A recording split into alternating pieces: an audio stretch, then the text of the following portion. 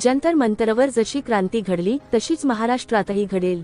खासदार प्रणिती शिंदेंचा एल्गार. मुंबई नवी दिल्ली. जंतर मंतरवर ज्याप्रमाणे क्रांती घडली तशीच क्रांती आता लवकरच महिलांच्या माध्यमातून महाराष्ट्रातही पाहायला मिळेल असा ठाम विश्वास काँग्रेस नेत्या आणि खासदार प्रणिती शिंदे यांनी व्यक्त केला आहे.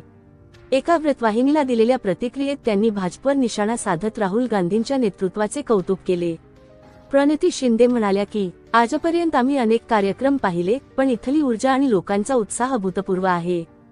सर्व मुली आणि महिला एका छताखाली एका राजकीय नेत्यासाठी अशा प्रकारे पहिल्यांदाच एकत्र आल्या आहेत.